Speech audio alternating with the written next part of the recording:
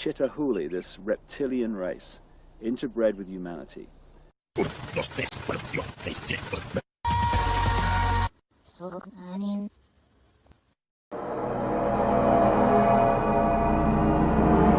Africa, the countryside of South Africa, just outside Johannesburg. But the second in our series with Credo Mutwa, the Zulu Sanusi, or shaman, as many people around the world would call him, the keeper of the history, the true history of Africa and the Zulu people, and the official storyteller, in other words, the carrier of the knowledge and the symbolic stories of the Zulu nation. He is, without any question in my mind whatsoever, the most remarkable, astonishing man it's been my honor to meet.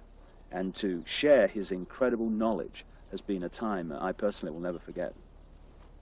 In the first of these videos, we discussed with Credo the story of the Chitahuli, the reptilian extraterrestrial race from another world that came to the earth in the far ancient world, that brought advanced knowledge which built many of the, according to conventional history, unexplainable, magnificent structures all across the world, thousands and thousands of years old, and also interbred with humanity, creating hybrid crossbreed bloodlines. These bloodlines, as my own research for books like The Biggest Secret and Credo's immense knowledge of the African history, which he's gathered in his nearly 80 years of traveling this vast and amazing continent, both correlate the same story, remarkably, that this Chitahuli, this reptilian race, interbred with humanity, and the bloodlines became the almost demigods, the royal ruling lines of the ancient world, particularly in the ancient Near and Middle East, which were the middlemen, if you like, between the extraterrestrial gods to which people were literally sacrificed, and the people in general. And as the genealogical research is showing, these crossbreed bloodlines, the Nephilim, as the Old Testament of the Bible calls them, the result of the interbreeding between the sons of God, as the Bible calls them, the sons of the gods in the true translation, and earth women, the marriage, the bringing together of the sons of God and the daughters of men. This Nephilim crossbreed race, as the genealogy has shown, came out of that area and into Europe to become the aristocracy and the royal families of Europe, and then through the British Empire became the ruling bloodlines of most of the world. In fact, today, almost all of the world. Like the 42 presidents out of the hundreds of millions of people who have been Americans since the Declaration of Independence in 1776, 42 have become president. They're all related. What? And they go back to these ruling aristocratic families, which eventually go back to the crossbreed, inter-relationship, intercourse between the Chitahuli, the Anunnaki, as some accounts call them, and human beings. And it's the British Empire that we're going to talk about now, in its relationship to taking over the planet in a way that today is now global. The British Empire became the British Empire because this network of bloodlines, which had become known as the Illuminati, centered itself in London at operational level, particularly after the arrival from Holland of William of Orange, who became King of England in 1689. And from that time, he signed the charter that created the Bank of England, and the banking system as we know it started to expand and emerge. But from that time, the British Empire and the other European empires came into being, and they took the planet over. Now, one immensely important area that they completely controlled and raped was the fantastic continent of Africa. And to look at how Africa was taken over by this Illuminati, Chitahuli, reptilian crossbreeds, and indeed the reptilian race itself that's behind it all, is to see how the world has been taken over, the methods used, the way it was done, the manipulations. And what we're going to talk to Credo about now, among many other things, is the way that the continent of Africa was hijacked by the Illuminati. And I asked him first to tell me the story of how this great continent was taken over. So, there are mysteries in this world that we as thinking human beings must look into. And one of these mysteries is this.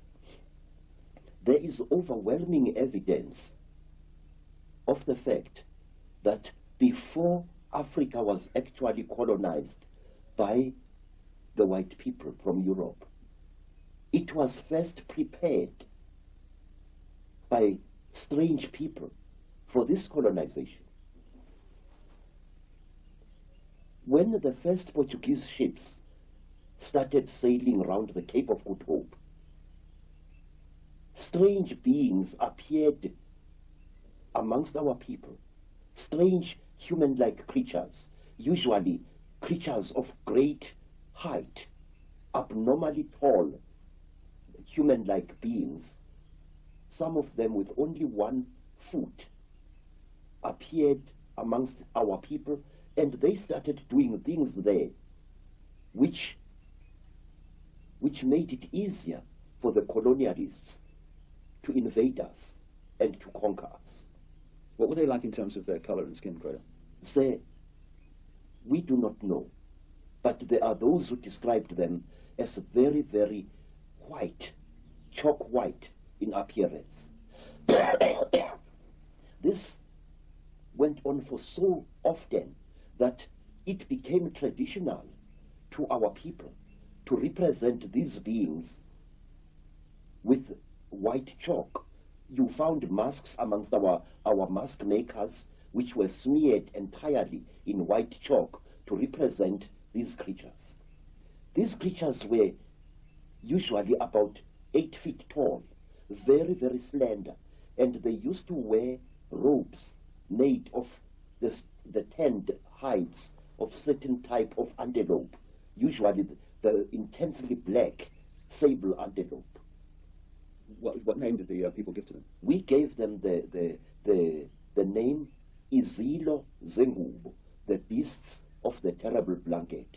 These creatures were dressed exactly like Christian monks, with hoods and long robes. In fact, I will draw you a likeness of one of them as it is shown in a rock painting. Now, these creatures used to live in holes in the ground, or in underground caverns, or in gullies over which a roof of logs and vegetation as well as sods was placed. And it may be of interest to you, sir, that Portuguese explorers and Portuguese seamen used to see these one-legged creatures hopping about and sometimes disappearing into the ground as if by magic. And these creatures were called by the Portuguese sailors monopods. They wore a long robe that reached down to their ankles, and they appeared as they moved through the bush as if they only had 1 leg. Monopods were seen in Africa, and they were also seen in America before America was colonized by the white people. Among the Native Americans? Yes, sir. One of the things that amazed me is that the story of America and the story of Africa was the same. It is said, sir, that these monopods introduced certain knowledge to our people. They actually prepared our people mentally for what was to come. For example, these monopods, these beasts of the terrible blanket, used to wear a cross-like ornament on their chests as a charm, a cross made of either gold or silver.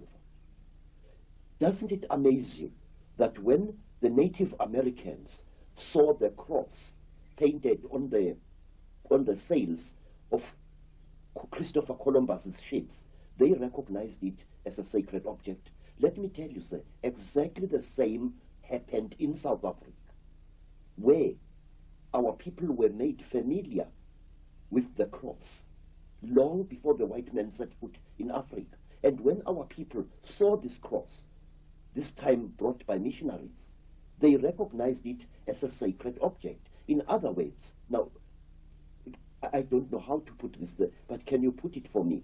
Our people were prepared long beforehand to recognize certain Christian symbols and Judaic symbols. And when they saw them in the hands of the colonists later, they saw them for what they were.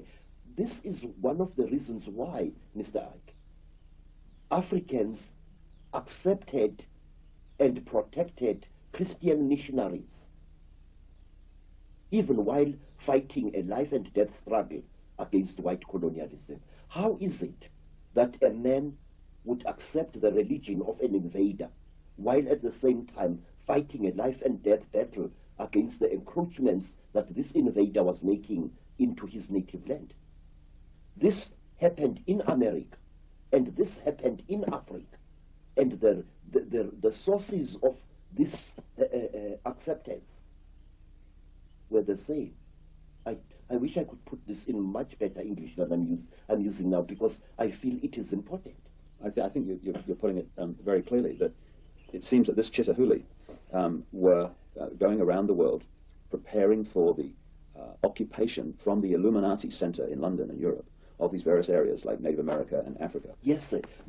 The story, you see, a great fraud is being committed in educational circles, in that the educationists in their ivory towers force our young people to look at the colonization of Africa and America as if they were two separate incidents. But certain factors in this colonization were the same in Africa and the same in America, and they achieved exactly the same results. This is why I always argue that the conspiracy, the international conspiracy, began long before colonial times in Africa and in the Americas. And the results were the same. Look at this. Here is the great Zulu king, Shaka. Shaka is a warrior second to none. Shaka is also a prophet second to none. Shaka welcomes white people to his empire of Natal. Shaka allows missionaries to operate freely through his country. And when Shaka dies, before Shaka died, he warned his half-brother, Dinga, that he must under no circumstances attack the white people, and that he must allow missionaries to operate freely amongst the Zulu people. In fact, during the reign of King Dinga and Shaka's half-brother, two missionaries, Reverend Halstead and Reverend Owen, had a mission station within sight of King Dinga's great village. But wait, sir, let me point out one thing. These missionaries were converting our people to Christianity, and they often went out of their way to criticize and undermine the king's authority in the eyes of their converts. In other words, we have an amazing phenomena here where a great king is being undermined by the very people he has allowed to preach freely in his country. Why? Not a single South African scholar has ever asked himself why. Why were our people so seemingly stupid as to allow a foreign religion into their country?